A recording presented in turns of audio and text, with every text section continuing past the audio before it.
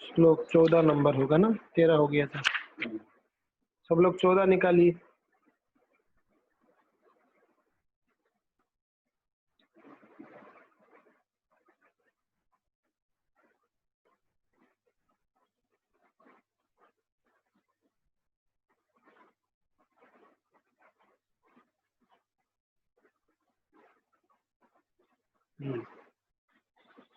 मेरे पीछे बोलिएगा। मात्रा स्पर्शास्तु कौन्तेय शीतोष्ण सुख दुःखदः आगमापायिनो नित्यास् तां तितिक्षस्व भारत। मात्रा स्पर्शास्तु कौन्तेय शीतोष्ण सुख दुःखदा आगमापायिनो नित्यास् तां तितिक्षस्व भारत।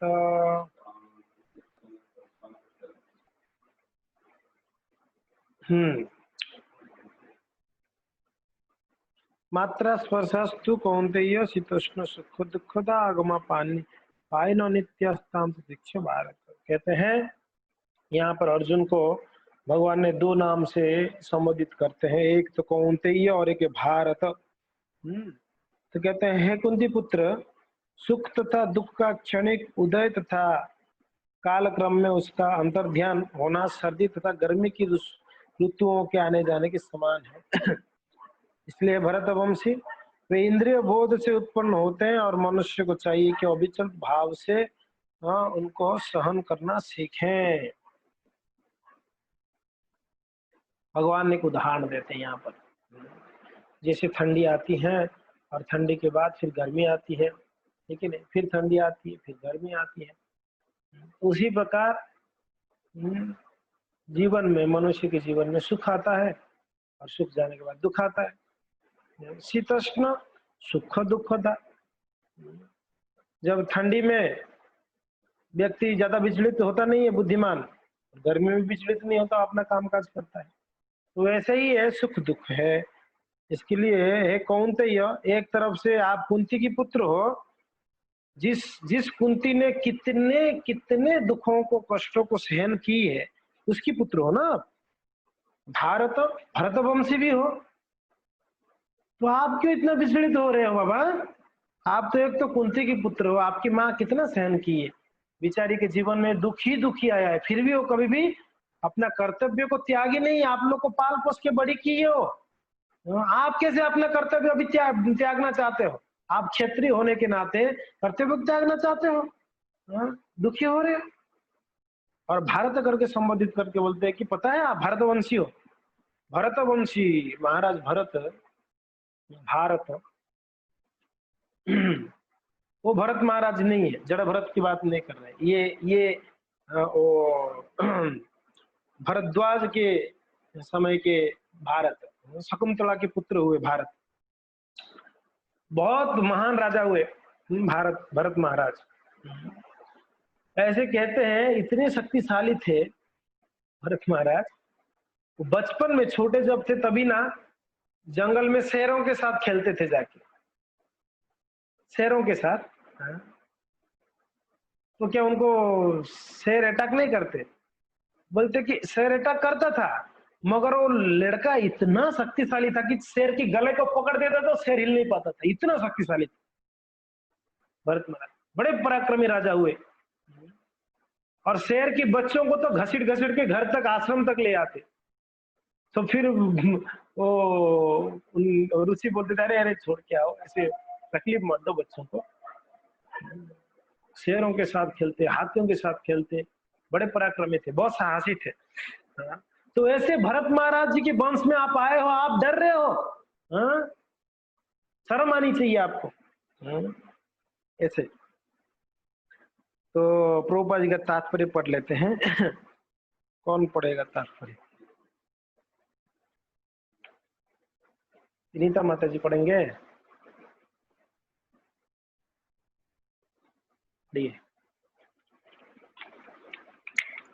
हरे कृष्ण प्रभु जी। हाँ जी, पढ़ी माता जी। कर्तव्य निर्वाह करते हुए मनुष्य को सुख तथा दुख के क्षणिक आने जाने को सहन करने का अभ्यास करना चाहिए। वैदिक वैदिक आदेशानुसार मनुष्य को माघ, जनवरी, फरवरी के मास में भी प्रातः काल स्नान करना चाहिए। उस समय अत्यधिक ठंड पड़ती है, किंतु जो धार्मिक नियमों का पालन करने वाला है, वह स्नान करने में तनिक भी झिझकता नहीं है। इसी प्रकार एक गृहिणी भीषण से भीषण गर्मी की ऋतु में मई जून के महीने में भोजन पकाने में हिचकिचाती नहीं। जलवायु संबंधी असुविधा होते हुए भी मनुष्य को अपना कर्तव्य निभाना होता है। इसी प्रकार युद्ध करना क्षत्रिय का धर्म है, अतः उसे अपने किसी मित्र या परिजन से भी युद्ध करना पड़े तो उसे अपने धर्म से विचलित नहीं होना चाहिए। मनुष्य को ज्ञान प्राप्त करने के लिए धर्म के विधि विधान पालन करने होते हैं, क्योंकि ज्ञान तथा भक्ति से ही मनुष्य अपने आप को माया के बंधन से छुड़ा सकता है। हाँ अर्जुन जी, को तो यहाँ पर श्रील प्रभुपाद जी दो उदाहरण देते हैं। जिस प्रकार बहुत ठंड के समय पर भी जो धार्मिक व्यक्ति है वो सुबह स्नान करता ही है, ऐसा के समय में स्नान नहीं करता है जो आलसी वो नहीं करते, मगर जो धार्मिक है, भगवान का सेवा पूजा पाठ करता है, वो सुबह उठकर स्नान आदि करता है ठंडी में, जनवरी फरवरी में। और ऐसे ही एक गृहिणी, एक पत्नी जो है, वो गर्मी की भीषण गर्मी में मई जून में, और खास करके राजस्थान में कितना भी गर्मी पड़ती है, तब भी वो जो माताएं क्या करते हैं, वो भोजन पकाते हैं, गर्मियों में भी पकाते हैं। ऐसा नहीं कहते कि गर्मी में हम नहीं पकाएंगे। तो उसी प्रकार कहते हैं कि एक बुद्धिमान व्यक्ति को क्या करनी चाहिए, अपने कर्तव्य को कभी नहीं त्यागनी चाहिए। मनुष्य को अपना कर्तव्य निभानी चाहिए हर परिस्थितियों में। हर परिस्थिति में अपने कर्तव्य निभाने के लिए प्रयत्न करने चाहिए। एक गृहस्थ होने के नाते उनका कर्तव्य निभाए, एक ऑफिसर होने के नाते वो अपना कर्तव्य निभाता है, एक टीचर होने के नाते वो अपना कर्तव्य निभाता है। तो कोई परिस्थिति में कर्तव्यों से दूर नहीं भागते हैं, ऐसे कहते हैं। अर्जुन को कह रहे हैं भगवान, आप एक क्षत्रिय हो, आपका धर्म है युद्ध करना, तो युद्ध को क्यों त्यागना चाहते हो? हाँ, क्यों विचलित हो रहे हो? फिर ये पैराग्राफ की लास्ट में बहुत सुंदर बात कहते हैं, मनुष्य को ज्ञान प्राप्त करने के लिए धर्म के विधि विधान पालन करने होते हैं, क्योंकि ज्ञान तथा भक्ति से ही मनुष्य अपने आप को माया के बंधन से छुड़ा सकता है। सिर्फ ज्ञान से नहीं चलेगा, भक्ति चाहिए। ज्ञानी पुरुष जल्दी भक्त बनता है। भगवान कहते हैं जो ज्ञानी है वो श्रेष्ठ है। 4 प्रकार के जो व्यक्तियों के बारे में कहते हैं स्वीकृतिवान, उसमें ज्ञानी जो है श्रेष्ठ है। क्यों? ज्ञानी बहुत जल्दी मेरा भक्त बन जाता है, ज्ञान के माध्यम से आध्यात्मिक ज्ञान जब प्राप्त होती है मेरा भक्त बनता है। तो ज्ञान और भक्ति से मनुष्य अपने आप को माया के बंधन से छुड़ा सकता है। हम जब गीता भागवत पढ़ते किसके लिए? पंडित बनने के लिए थोड़ी पढ़ रहे हैं हम गीता भागवत। इससे हम सीख सकते हैं कि कैसे माया से लड़ सके, कैसे ये भौतिक संसार में दुखों को सामना कर सके। शास्त्रों को अध्ययन करने का यही उद्देश्य है, दुखों को सामना कैसे करें। जब हमारे सामने दुख आएगा, जब हमारे सामने सुख आएगा, जैसे यहाँ पर सुख दुखदा कहा जा रहा है, तब कैसे हम उसको सामना करेंगे। एक बुद्धिमान व्यक्ति, एक ज्ञानी व्यक्ति सुख के समय पर जैसे रहता है, जो मूड में रहता है, दुख के समय पर भी ऐसे ही रहता है, बढ़िया, उसको कोई फर्क नहीं पड़ता। तो इसके लिए बुद्धिमान व्यक्ति वो कभी अपना कर्तव्य को नहीं त्यागता है, भले ही कोई भी परिस्थिति क्या ना हो। इसके लिए हम भक्तों को ये बहुत जरूरी है, कोई भी परिस्थिति आए हम अपना साधना कभी ना छोड़े। ये हमारा धर्म है, ये हमारा कर्तव्य है। हम अपना साधना को नहीं छोड़ेंगे किसी परिस्थिति। हम अपना आचरण को, जैसे हमने कल विचार कर रहे थे, हम अपना आचरण को कभी नहीं भूलेंगे। वैष्णव सदाचार में रहेंगे, हमारे बाउंड्री में रहेंगे, लक्ष्मण रेखा के अंदर रहनी है, बाहर नहीं निकलना। बाहर निकलेंगे तो क्या करेंगे? रावण जैसे माया रहता है, ले जाएगा हम। सीता देवी लक्ष्मण रेखा क्रॉस की तो निकलेंगे। तो लक्ष्मण रेखा में भक्त अपना लक्ष्मण रेखा के अंदर रहे, बाउंड्री के अंदर, वैष्णव सदाचार के अंदर, और अपना साधना कर, साधना को कभी नहीं ले, कोई भी परिस्थिति हो। अभी तो सही मौसम चल रही है इसलिए हम जप कर रहे हैं सुबह उठ के, जब बहुत ठंड आएगा तब भी जप करना है हमें। ऐसा नहीं कि जी ठंड है तो टाइम चेंज कर दिया जाए, मंगल आरती का जप का सब 8 बजे करेंगे, नहीं।